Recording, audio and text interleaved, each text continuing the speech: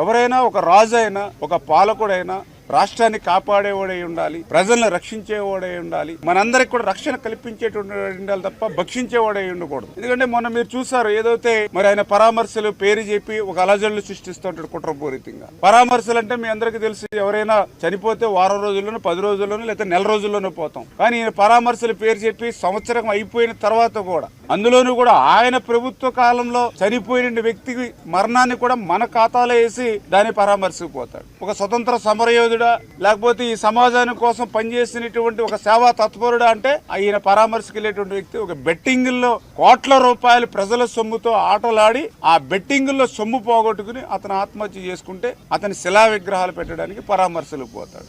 పోతే పోయాడు పరామర్శలకి. మరి ఆ పరామర్శలకి పోయేటప్పుడు ఏ రకంగా ఆయన మెంటాలిటీ గాని ఆయన బిహేవియర్ గాని ఏ రకంగా ఉందో మనందరం కూడా చూసాం. స్వయంగా ఆయన కారు టైర్ల కింద మరి ఈవేళ అందులోనూ స్వయంగా ఆయన వైఎస్ఆర్సీపీ పార్టీ కార్యకర్త ఒక దళిత బిడ్డ టైర్ల కింద పడిపోతే జనరల్ గా మనం ఎవరైనా సరే మనకు ముక్కు ముఖం తెలియని వ్యక్తి యాక్సిడెంట్ అవుతేనే ఆ వ్యక్తిని మనం హాస్పిటల్లో చేర్చి సపరేట్ చేసి మన దగ్గరుండి చూసుకోవడానికి ప్రయత్నం చేస్తాం, ముక్కు ముఖం తెలియని వ్యక్తి అయినా సరే. అటువంటి తన స్వయంగా తన కారు కింద పడిపోయిన వ్యక్తిని కూడా మరి 2 కాళ్ళు 2 చేతులు పట్టుకుని ఆ వ్యక్తిని పక్కన పొదల్లో పడేసి పోయారని అంటే అటువంటి మానవత్వం లేనటువంటి వ్యక్తులు మరి ఈ రాష్ట్రానికి ఒక ముఖ్యమంత్రిగా పనిచేశాడని అంటే, ఈ రాష్ట్రంలో ఒక పార్టీని నడుపుతూ ఉన్నాడని అంటే చాలా బాధ ఆవేదన కలిగించేటువంటి విషయం.